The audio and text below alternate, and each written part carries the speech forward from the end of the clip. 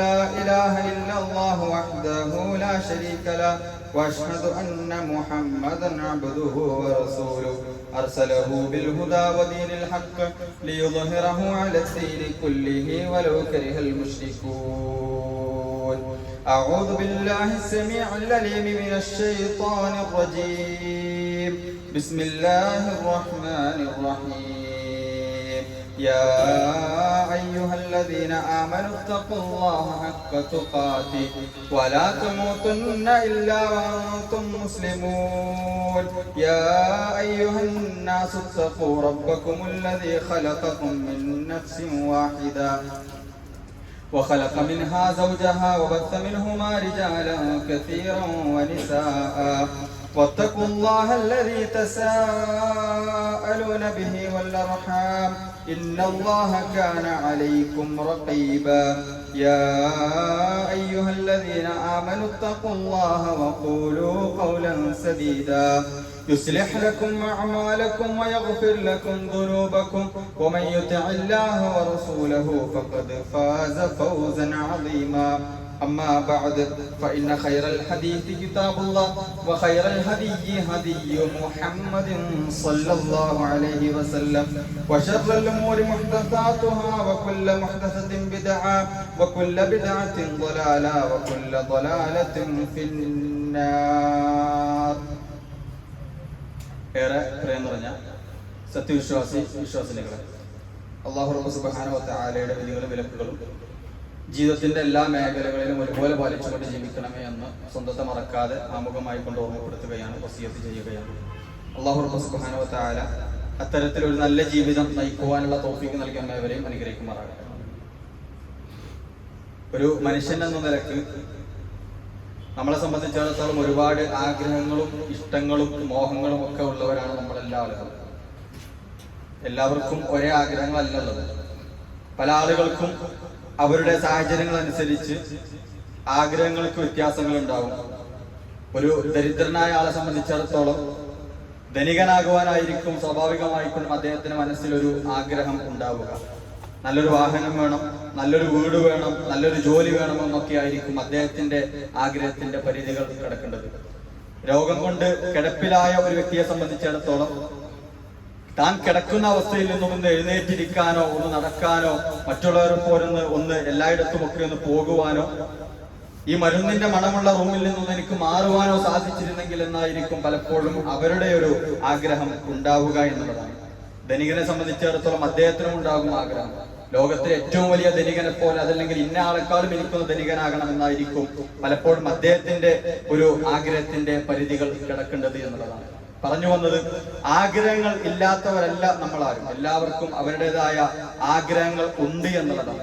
അഥവാ ഇല്ലാത്തവനെ സംബന്ധിച്ചിടത്തോളം തനിക്ക് കിട്ടിയതിൽ പലപ്പോഴും മനുഷ്യനായ നിലക്ക് തനിക്ക് കിട്ടിയതിൽ ഇല്ലാത്തവൻ തൃപ്തി അടയുന്നില്ല എന്നുള്ളതും, അതുപോലെ തന്നെ ഉള്ളവനെ സംബന്ധിച്ചിടത്തോളം റബ്ബ് സുബ്ഹാനഹു വ തആല അവന് കൊടുത്തതിൽ അവനത് മതിയാകുന്നുമില്ല എന്നുള്ളതാണ് ഒരു മനുഷ്യന്റെ മനസ്സിനെ തൊട്ട് പ്രവാചകൻ സല്ലല്ലാഹു അലൈഹി വസല്ലമയൊക്കെ നമുക്ക് പഠിപ്പിച്ച് തരുന്നത് എന്നുള്ളതാണ്. ദുനിയാവിലെ മനുഷ്യന്റെ ആർത്തി ആഗ്രഹം എന്നുള്ളത് തീർത്താൽ തീരുന്നതല്ല എന്നുള്ളത് റസൂലുള്ളാഹി സ്വല്ലല്ലാഹു അലൈഹി വസല്ലം നമ്മെ ഓർമ്മപ്പെടുത്തുകയാണ്. പ്രവാചകൻ സല്ലല്ലാഹു അലൈഹി വസല്ലം പറയുന്നു, ലൗ അന്ന ലിബ്നി ആദമ വാദിയം മിൻ ദഹബിൻ, ഒരു കുന്ന് സ്വർണം ഒരു വ്യക്തിക്ക് ഉണ്ടായിരുന്നെങ്കിൽ, ഒരു കുന്നോളം സ്വർണം ഒരു വ്യക്തിക്ക് ഉണ്ടായിരുന്നെങ്കിൽ, അഹബ്ബ അൻ യകൂന ലഹു വാദിയാനി, എനിക്ക് അതുപോലെ മറ്റൊരു കുന്നുകൂടി സ്വർണം ഉണ്ടായിരുന്നെങ്കിൽ എന്നായിരിക്കും അവന്റെ ആഗ്രഹം ഉണ്ടാവുക എന്ന് റസൂലുള്ളാഹി സ്വല്ലല്ലാഹു അലൈഹി വസല്ലം തുടർന്ന് പറയുകയാണ്. വലൻ യംലഅ ഫാഹു ഇല്ല തുറാബ്, അവന്റെ വായ മണ്ണല്ലാതെ നിറക്കുകയില്ല, മണ്ണ് നിറക്കുമ്പോഴല്ലാതെ അവൻ ആ സംസാരം നിർത്തുകയില്ല, അവന്റെ ആഗ്രഹങ്ങൾ അടങ്ങുകയില്ല എന്ന് റസൂലുള്ളാഹി സ്വല്ലല്ലാഹു അലൈഹി വസല്ലം പഠിപ്പിക്കുകയാണ്. അഥവാ മരിച്ച് ഖബറിലേക്ക് ചേർത്ത് വെക്കുമ്പോ അവന്റെ വായിലേക്ക് മണ്ണ് വന്ന് നിറയുമ്പോ ആ ഒരവസ്ഥയിൽ മാത്രമായിരിക്കും അവന്റെ ആഗ്രഹങ്ങൾ അവസാനിക്കുക, ദുനിയാവിനോടുള്ള അവന്റെ ആർത്തികൾ അടങ്ങുക എന്ന് റസൂലുള്ളാഹി സ്വല്ലല്ലാഹു അലൈഹി വസല്ലം മനുഷ്യന്റെ മനസ്സായിക്കൊണ്ട് നമ്മളെ പരിചയപ്പെടുത്തുകയാണ് എന്നുള്ളതാണ്. സുഹൃത്തുക്കളെ, ഈ ആഗ്രഹങ്ങൾ നേടുവാൻ വേണ്ടിയിട്ട് മനുഷ്യന്മാർ നെട്ടോട്ടമോടുകയാണ്. ഈ ആഗ്രഹങ്ങൾ നേടിയെടുക്കാൻ വേണ്ടി പകലന്തിയോളം പരിശ്രമിക്കുന്നു, പകലന്തിയോളം അവർ ജോലിയെടുക്കുന്നു, അവർ അതിനു വേണ്ടിയിട്ട് വിശ്രമമില്ലാതെ പണിയെടുക്കുന്നു, വിയർക്കുന്നു. പലരും അങ്ങനെ പരിശ്രമിച്ച് പലതും നേടിയെടുത്തിട്ടുമുണ്ട് എന്നുള്ളത് ഒരു യാഥാർത്ഥ്യം തന്നെയാണ് എന്നുള്ളതാണ് സുഹൃത്തുക്കളെ. എന്നാൽ എത്ര വലിയ ആഗ്രഹങ്ങൾ ഉണ്ടായിട്ടും, ആഗ്രഹങ്ങളില്ല എന്നല്ല, ആഗ്രഹങ്ങൾ ഉണ്ടായിട്ടും ആ ആഗ്രഹങ്ങളെ നേടിയെടുക്കാൻ പറ്റാതെ പോകുന്ന ഒരു ചില ആളുകളുണ്ട്. അവർ ആഗ്രഹിച്ചിട്ടും കാര്യമില്ല, അവരെ സഹായിച്ചിട്ടും കാര്യമില്ല, അവർക്ക് ആ ആഗ്രഹങ്ങളെ നേടിയെടുക്കാൻ സാധിക്കുകയില്ല, അവർക്കതിന് കഴിയുകയില്ല എന്നുള്ളതാണ് സുഹൃത്തുക്കളെ. ആരാണെന്നറിയുമോ? മരണപ്പെട്ടവരാണ്. മരണപ്പെട്ടവർക്ക് വല്ലാത്ത ആഗ്രഹങ്ങൾ ഉണ്ടാകുന്നു. മരണപ്പെട്ടവർക്ക് തീർത്താൽ തീരാത്ത ചില ആഗ്രഹങ്ങൾ ഉണ്ടാകും. അത് ദുനിയാവിന്റെ ആഗ്രഹങ്ങളെ പോലെയല്ല. ദുനിയാവിന്റെ ആഗ്രഹങ്ങൾ എന്ന് ദുനിയാവിന്റെ സുഖങ്ങൾ ലഭിക്കാനുള്ള ആഗ്രഹം അതല്ല. നേരെ മറിച്ച് മരണപ്പെട്ടവർക്ക് മറ്റാർക്കുമില്ലാത്ത ചില പ്രത്യേകമായ ചില ആഗ്രഹങ്ങൾ, നല്ലവരായിക്കൊള്ളട്ടെ തിന്മ ചെയ്യുന്ന തെമ്മാടികളായിക്കൊള്ളട്ടെ, രണ്ടുപേർക്കും ഉണ്ടാകും എന്നുള്ളത് പരിശുദ്ധ ഇസ്ലാമിന്റെ അധ്യാപനമായിക്കൊണ്ട് നമുക്ക് കാണുവാൻ സാധിക്കും. സുഹൃത്തുക്കളെ, ഈ മരണം തുടങ്ങുമ്പോൾ, മരണം മുതൽക്ക് നമ്മൾ കാണുന്നത് വല്ലാത്ത ചില അത്ഭുതങ്ങളാണ്. ഇതുവരെയും കാണാത്ത ചില അത്ഭുതങ്ങളുടെ ലോകങ്ങൾ നമുക്ക് മുമ്പിൽ തുറക്കുകയാണ്. കാരണം ദുനിയാവിൽ 10-60 വയസ്സോളം ജീവിച്ചിട്ടും നമ്മൾ കാണാത്ത പുതിയ ചില കാര്യങ്ങളാണ് നമ്മളെ മരണത്തോടുകൂടി നമ്മളെ കാത്തിരിക്കുന്നത് എന്നുള്ളതാണ്. നരകവാസികൾ നരകത്തെ അവർക്ക് കാണേണ്ടി വരും ഖബറിൽ എന്നുള്ളതാണ്. സ്വർഗവാസികൾക്ക് സ്വർഗത്തെ അവർക്ക് അതല്ലെങ്കിൽ അതിന്റെ ഒരു സുഖങ്ങൾ അവർക്ക് ഏകദേശം ഒക്കെ ഒന്ന് അനുഭവിക്കേണ്ടിയും കാണേണ്ടിയും ഒക്കെ ഖബറിൽ തന്നെ അവസ്ഥ സംജാതമാകും എന്നുള്ളതാണ് സുഹൃത്തുക്കളെ. ഇതുവരെ കാണാത്ത, നമ്മൾ ഒരുപാട് ജീവികളെ കണ്ടിട്ടുണ്ട്, ഇതുവരെ കാണാത്ത ഏറ്റവും വലിയ സൃഷ്ടികളായ മലക്കുകളെ അവർ കണ്ണുകൊണ്ട് കാണുമെന്നാണ്. ജിബ്രീൽ അലൈഹിസ്സലാത്തു വസ്സലാം ചിറകൊന്ന് വിടർത്തിയാൽ ആകാശം കാണൂല എന്നാണ്, ആകാശം കാണൂല എന്നാണ്. അത്രത്തോളം റസൂലുള്ളാഹി സ്വല്ലല്ലാഹു അലൈഹി വസല്ലം പേടിച്ചു പറിച്ചില്ലേ ജിബ്രീൽ അലൈഹിസ്സലാത്തു വസ്സലാമിനെ നേർരൂപത്തിൽ ആകാശത്ത് കണ്ട സമയത്ത്.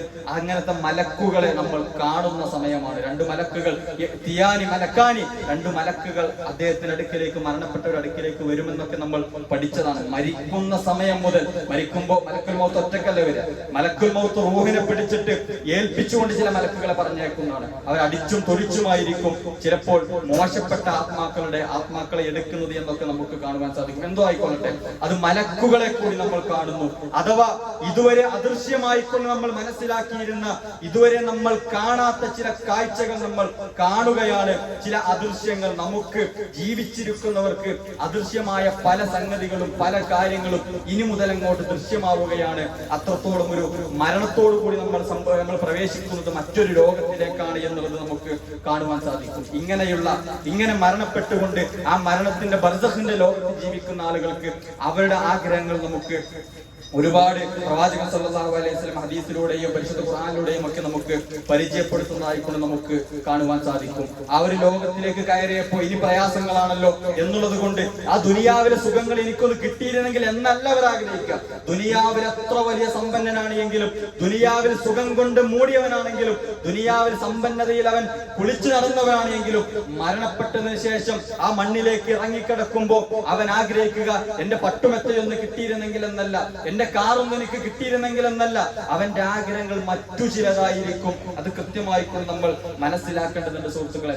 പ്രവാചകൻ സല്ലല്ലാഹു അലൈഹി വസല്ലം സ്വാലിഹുകളായ ആളുകൾ, നല്ല ഈമാനോടുകൂടി ജീവിച്ച, അള്ളാഹുവിനെ ഭയപ്പെട്ട് ജീവിച്ച, പ്രവാചകനെ അനുസരിച്ച് ജീവിച്ച, ഇസ്ലാമിനെ തന്റെ ആദർശമായിക്കൊണ്ട് ഉൾക്കൊണ്ടുകൊണ്ട് ജീവിച്ച സ്വാലിഹുകളായ വ്യക്തികൾ ആഗ്രഹിക്കുന്ന ചില ആഗ്രഹങ്ങൾ നമുക്ക് പരിചയപ്പെടുത്തുകയാണ്. ഒന്നാമതായിക്കൊണ്ട് നമ്മൾ മനസ്സിലാക്കേണ്ടത്, മരിച്ച ആളുകളെ ചുമലിലേറ്റിക്കൊണ്ട്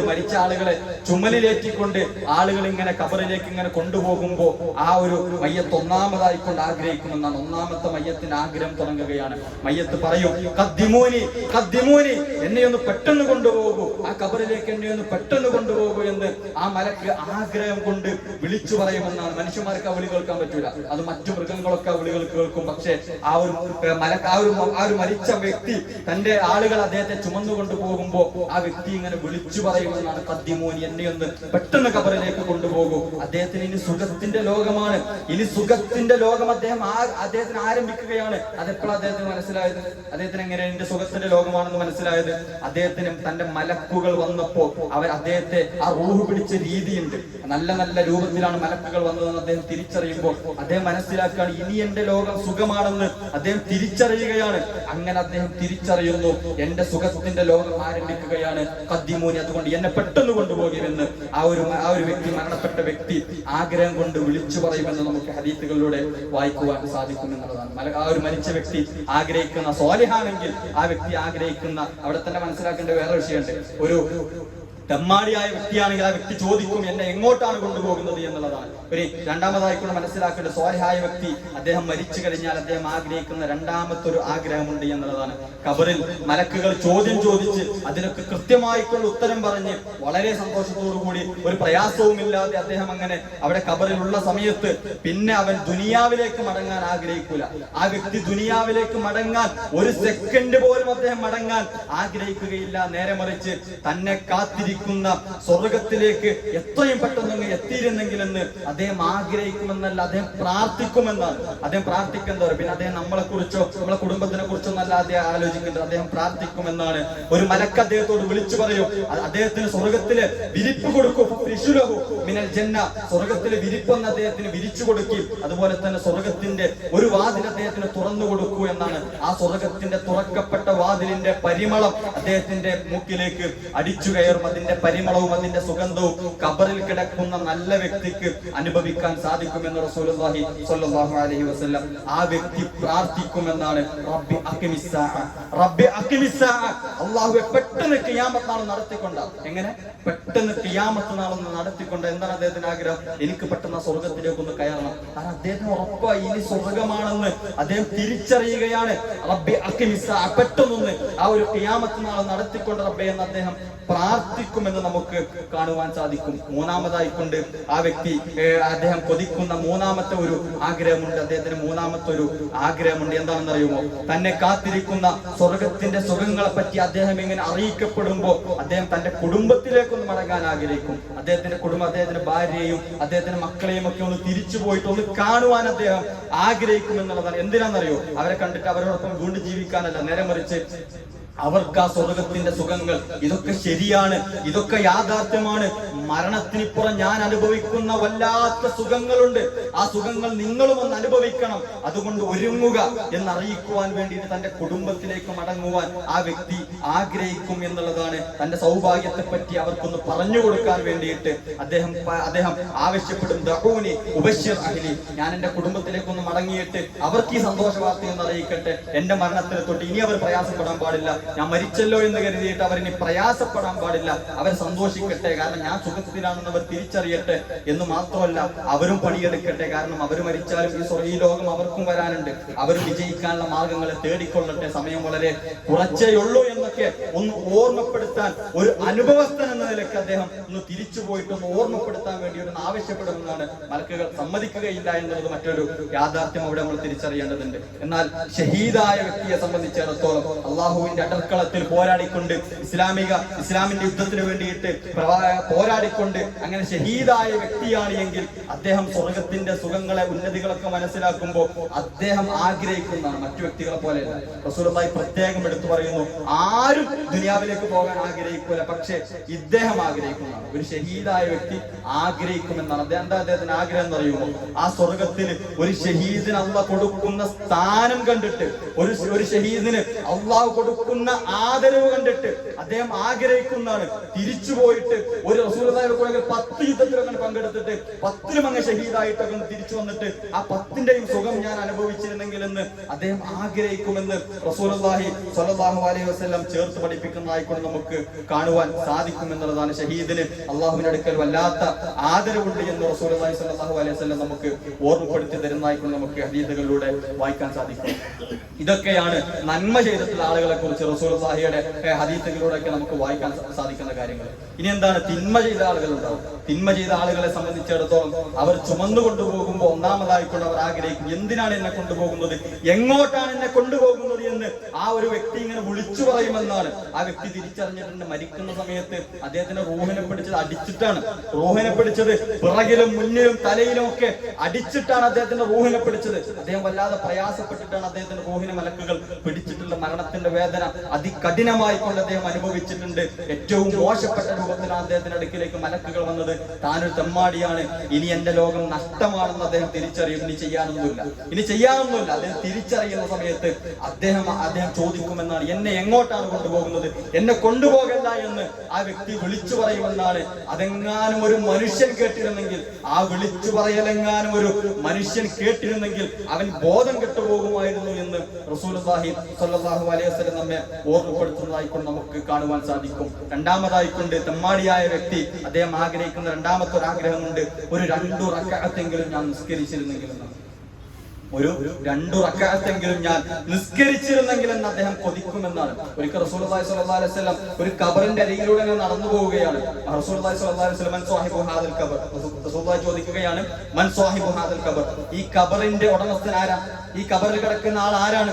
സ്വഹാബത്ത് പറഞ്ഞു, ഇന്ന ആളാണ് ആ ഖബറിൽ കിടക്കുന്നത്. റസൂലുള്ളാഹി സ്വല്ലല്ലാഹു അലൈഹി വസല്ലം പറയുകയാണ്, റക്അത്താനി, 2 റക്അത്ത് നിസ്കാരമുണ്ടല്ലോ, അഹബ്ബു ഇലാ ഹാദാ മിൻ ബഖിയത്തി ദുനിയാക്കും, നിങ്ങൾ ദുനിയാവിന്റെ ആഗ്രഹങ്ങൾ ആഗ്രഹിക്കുന്ന ദുനിയാവിന്റെ എല്ലാ സുഖങ്ങളും നിങ്ങൾ വെച്ചു നോക്കിയാലും അദ്ദേഹത്തിന് ഇഷ്ടമുള്ളത് ഒരു 2 റക്അത്ത് നിസ്കരിക്കാനാണ് അദ്ദേഹത്തിന് ആഗ്രഹം എന്നായിരിക്കുന്നതാണ്. ദുനിയാവിന്റെ ആഗ്രഹങ്ങളൊന്നും അദ്ദേഹത്തിന് ആഗ്രഹങ്ങളാവൂല. അദ്ദേഹത്തിന്റെ ഇഷ്ടം എന്തായിരിക്കുന്നു, ഒരു 2 റക്അത്ത് എനിക്ക് നിസ്കരിക്കാൻ പറ്റിയിരുന്നെങ്കിൽ. കാരണം 2 റക്അത്തിന്റെ വില അദ്ദേഹം അറിയാണ്, 2 റക്അത്തിന്റെ വില അദ്ദേഹം അറിയുകയാണ്. അതുകൊണ്ട് 2 റക്അത്ത് എനിക്ക് ആയിരിക്കും മരണപ്പെട്ട് കബറിൽ കിടക്കുന്ന വ്യക്തിക്ക് ഈ ദുനിയാവ് മൊത്തം തരാമെന്ന് പറഞ്ഞാലും അതിലപ്പുറം അദ്ദേഹത്തിന് ആവശ്യം ഉണ്ടാകും ഒരു 2 റക്അത്ത് നിസ്കരിക്കാനുള്ള ഒരു സമയമായിരിക്കുമെന്ന് റസൂലുള്ളാഹി സ്വല്ലല്ലാഹു അലൈഹി വസല്ലം ഓർമ്മപ്പെടുത്തുകയാണ്. അവസരം ഇപ്പോഴാണ്, ഉപയോഗപ്പെടുത്താൻ നമുക്ക് ഇപ്പോഴാണ് സാധിക്കുക. മരണത്തിനപ്പുറം നമുക്ക് ഒന്നും ഉപയോഗിക്കാൻ കഴിയുകയില്ല എന്നുള്ളത് കൂടി നമ്മൾ ചേർത്ത് മനസ്സിലാക്കേണ്ടതുണ്ട്. റസൂലുള്ളാഹി പ്രത്യേകം എടുത്തു പറഞ്ഞ മൂന്നാമത്തെ ഒരു കാര്യമുണ്ട്, ഒരു വ്യക്തി സ്വതക്ക കൊടുക്കാൻ ആഗ്രഹിക്കുന്നതാണ്. തെമ്മാടിയായിക്കൊണ്ട് സ്വതക്കകൾ കൊടുക്കാൻ മടിച്ചുകൊണ്ട് മാറി നിന്ന വ്യക്തി ഉണ്ടല്ലോ. പലപ്പോഴും നമ്മൾ സ്വതക്കന്റെ വിഷയങ്ങൾ ശരിക്കും മനസ്സിലാക്കണം. സ്വതക്ക എന്നുള്ളത് നമ്മൾ എത്ര കൊടുത്തു എന്നുള്ളതല്ല, നമ്മൾ എത്ര കൊടുത്തു എന്നുള്ള സംഖ്യന്റെ വലിപ്പം നമ്മൾ നോക്കണ്ട. നമ്മളെ കയ്യിലുള്ളത് ഒരു 100 റുപ്യ എന്നുണ്ടെങ്കിൽ ഒരു 10 റുപ്യ കൊടുക്കേണ്ട ചിലപ്പോ 1000 കോടികൾ കയ്യിലുള്ളവൻ കൊടുക്കുന്ന ആയിരങ്ങളെക്കാളും ചിലപ്പോൾ വില ഉണ്ടാവും. നമ്മൾ കൊടുക്കുന്ന 10 രൂപക്ക് കോടികൾ കയ്യിലുള്ളവൻ കൊടുക്കുന്ന 10,000ങ്ങളെക്കാളും ലക്ഷങ്ങളെക്കാളും വില നമ്മളെ കയ്യിലുള്ള 100 രൂപയിൽ നിന്ന് നമ്മൾ കൊടുക്കുന്ന 10 റുപ്യക്ക് ഉണ്ടാവും. അവരെന്താ വിചാരിക്കുക, നമ്മളെന്തിനാ നോക്കേണ്ട ആവശ്യം, നമ്മളങ്ങനെ നോക്കേണ്ട ആവശ്യമില്ല. നമ്മൾ സ്വതക്കകൾ കൊടുക്കുക, ഉള്ളതിൽ നിന്നും സ്വതക്കകൾ കൊടുക്കുക, റബ്ബ് തന്നതിൽ നിന്നും സ്വതക്കകൾ കൊടുക്കുക. അതാണ് പരിശുദ്ധ ഇസ്ലാമിന്റെ അധ്യാപനത്തിൽ നിന്ന് നമുക്ക് കാണുവാൻ സാധിക്കും എന്നുള്ളതാണ്. സ്വതക്കകൾ കൊടുക്കുവാൻ വേണ്ടി ഒരു മരണപ്പെട്ട വ്യക്തി ആഗ്രഹിക്കും എന്നുള്ളതാണ്. അല്ലാഹു സുബ്ഹാനഹു വ തആല പരിശുദ്ധ ഖുർആനിലൂടെയാണ് ആ കാര്യം നമ്മൾ ഓർമ്മപ്പെടുത്തുന്നത്. നിങ്ങൾ സ്വതക്കകൾ കൊടുക്കുക, മിമ്മാ റസഖ്നാകും, റബ്ബ് എടുത്തു പറഞ്ഞു സ്വതക്കകൾ നിങ്ങളെ പൈസ കൊടുക്കുന്നല്ല. പിന്നെ എങ്ങനെയാ?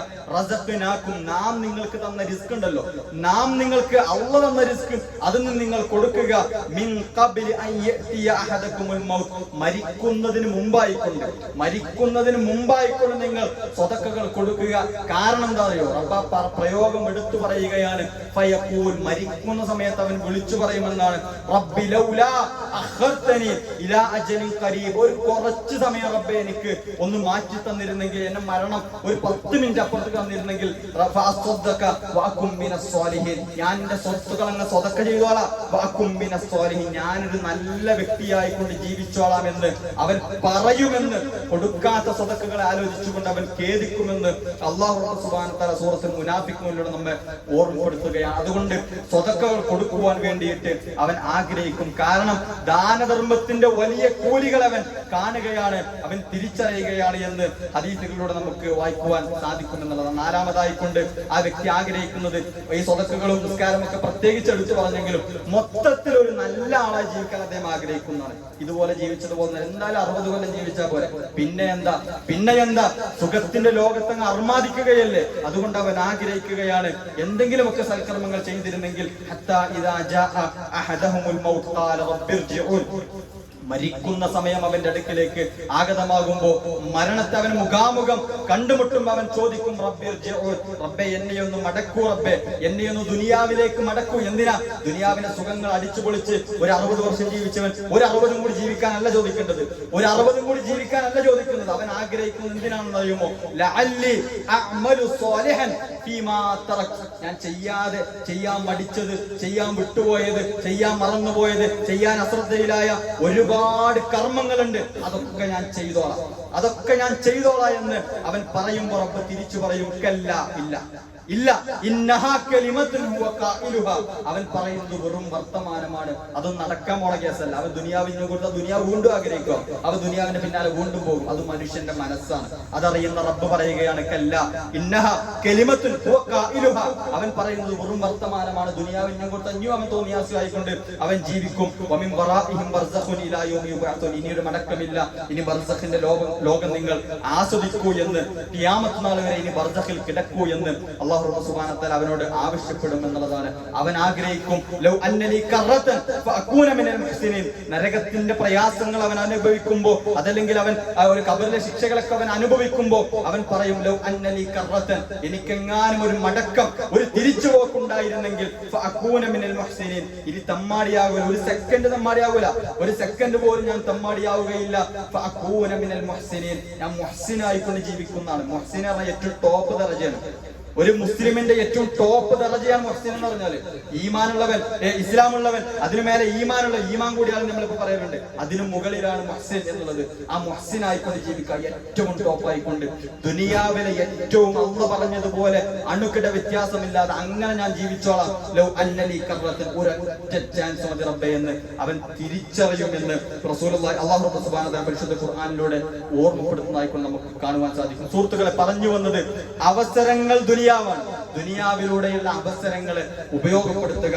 നിസ്കാരങ്ങളൊക്കെ നമുക്ക് കൂലിയെടുക്കാനും നമുക്ക് നേടിയെടുക്കാനും സ്വതക്കകളൊക്കെ നമുക്ക് കൂലിയായിക്കൊണ്ട് വാരിയെടുക്കാനുള്ള അവസരങ്ങളായിക്കൊണ്ടാണ് പരിശുദ്ധ ഇസ്ലാം പഠിപ്പിക്കുന്നത്.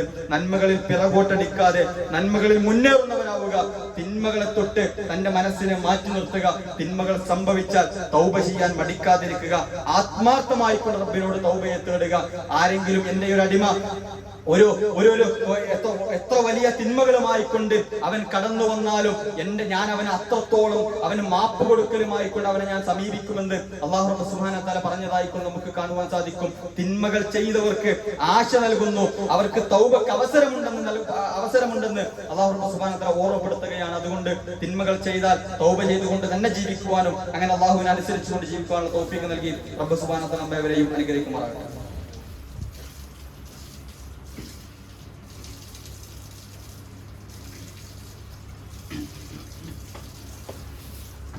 അൽഹംദുലില്ലാഹി വഹദ വസ്സലാത്തു വസ്സലാമു അലാ മൻ ലാ നബിയ ബഅദ. അല്ലാഹുവിന്റെ വിധികളും വിലക്കുകളും ജീവിതത്തിന്റെ എല്ലാ മേഖലകളിലും ഒരുപോലെ പാലിച്ചുകൊണ്ട് ജീവിക്കണമെന്ന് ഒന്നുകൂടി ഓർമ്മപ്പെടുത്തുകയാണ്, വസിയത്ത് ചെയ്യുകയാണ്. നമുക്കറിയാം, ഇനി കുറച്ചു ദിവസങ്ങൾക്കപ്പുറം നമ്മളെ കാത്തിരിക്കുന്നത് പരിശുദ്ധ ദുൽഹിജ്ജ മാസമാണ്. ഉളുഹിയത്തിന്റെ ഒരു സമയമാണ് അടുത്തുകൊണ്ടിരിക്കുന്നത്. അതുകൊണ്ട് നമ്മൾ ഒരുവിനൊക്കെ അന്വേഷിച്ചുകൊണ്ടിരിക്കുന്ന ഒരു സമയത്തിലൂടെയാണ് നമ്മൾ കടന്നുപോയിക്കൊണ്ടിരിക്കുന്നത്.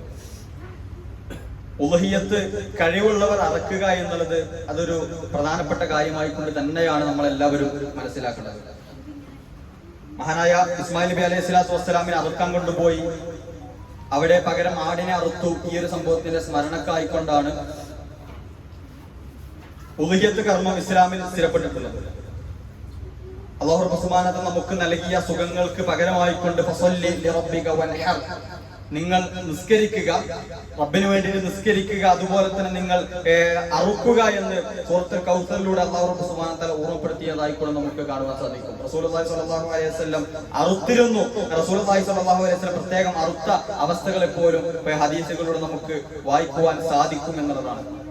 ഇനി എന്താണ് അറുക്കാതിരുന്നാലുള്ള പ്രശ്നം? എന്താണ് കഴിവുള്ള ആളുകൾ അറുക്കാതിരുന്നാൽ പ്രശ്നം എന്താണ്? ആ ഗൗരവം കൂടി നമ്മൾ വളരെ ഒരു വിഷയത്തോടു കൂടി തന്നെ നമ്മൾ മനസ്സിലാക്കേണ്ടത്. റസൂലുള്ളാഹി സ്വല്ലല്ലാഹു അലൈഹി വസല്ലം പറയുകയാണ്, മൻ വജദ സഅതൻ, ആർക്കെങ്കിലും അറുക്കാനുള്ള സുഖങ്ങളൊക്കെ പ്രയാസങ്ങളൊന്നുമില്ല, അവന് ദാരിദ്ര്യത്തിന്റെ പ്രയാസങ്ങളൊന്നുമില്ല, മൻ വജദ സഅതൻ, അവന് അറുക്കാനുള്ള സൗകര്യങ്ങളൊക്കെ ഉണ്ട്, അറുക്കാനുള്ള സാമ്പത്തികമായിക്കൊണ്ട് മറ്റെല്ലാ കാര്യങ്ങളും അവന് പ്രശ്നങ്ങളൊന്നുമില്ല, ഒന്ന് ശ്രദ്ധിച്ചാൽ അവൻ അറുക്കാനുള്ള ഏർപ്പാടും ചെയ്യാൻ പറ്റുകയും ചെയ്യും. ഫലം യുളഹി, എന്നിട്ട് അവൻ അറുക്കാനുള്ള ഏർപ്പാടിലേക്ക് അവൻ നീങ്ങുന്നില്ല, അങ്ങനെ പ്ലാനും അവൻ എടുത്തില്ല.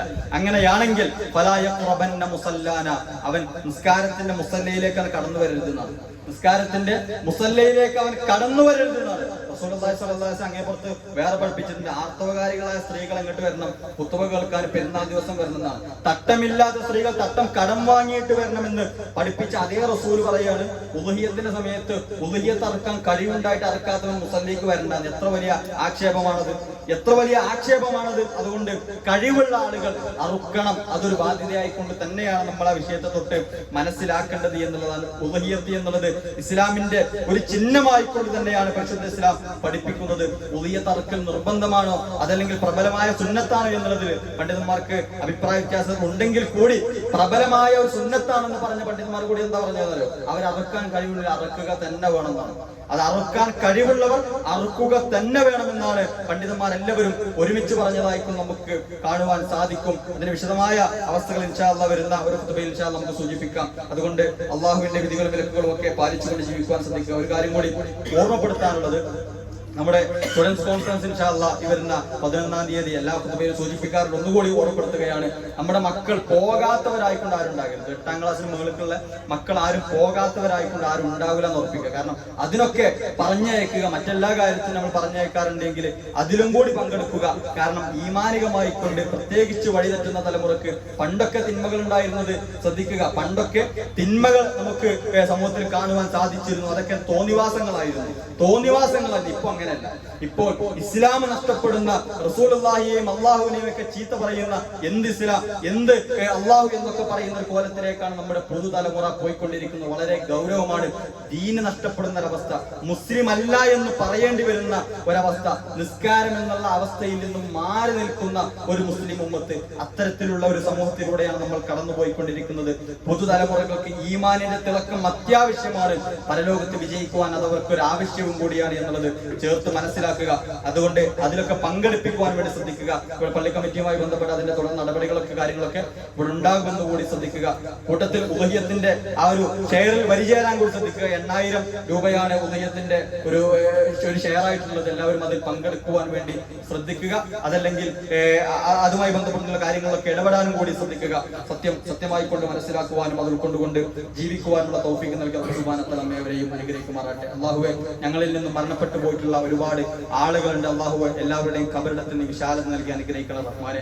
അവരെയും ഞങ്ങളെയും എല്ലാവരെയും നിന്റെ സ്വർഗ്ഗത്തിലെ ജന്നാത്തുൽ ഫിർദൗസിലേക്ക് തന്നെ നീ വഴി നടത്തണേ റഹ്മാനെ. അല്ലാഹുവേ, ചെയ്ത കർമ്മങ്ങൾക്കെല്ലാം കൃത്യമായ കൂലികൾ തന്നുകൊണ്ട് വന്നുപോയിട്ടുള്ള വീഴ്ചകളെല്ലാം നീ മാപ്പ് നൽകിക്കൊണ്ട് അല്ലാഹുവേ സ്വർഗ്ഗത്തിന്റെ ഉന്നതികളിലേക്ക് നീ ഞങ്ങൾ വഴി നടത്തണേ റഹ്മാനെ. അല്ലാഹുമ്മ ഗ്ഫിർ ലിൽ മുഅ്മിനീന വൽ മുഅ്മിനാത്ത് വൽ മുസ്ലിമീന വൽ മുസ്ലിമാത്ത് അൽ അഹ്യാഇ മിൻഹും വൽ അംവാത്ത് ഇന്നക മുജീബുദ് ദഅവാതി യാ ഖാദിൽ ഹജാത്ത്. അല്ലാഹുമ്മ അജ്ർനാ മിനൻ നാർ, അല്ലാഹുമ്മ അജ്ർനാ മിനൻ നാർ, اللهم اجرنا واجر والدينا من النار. اقول قولي هذا استغفر الله لي ولكم ولسائر المسلمين من كل ذنب فاستغفروه انه هو الغفور الرحيم. صلى الله على نبينا محمد وعلى اله وصحبه وسلم. اقم الصلاه.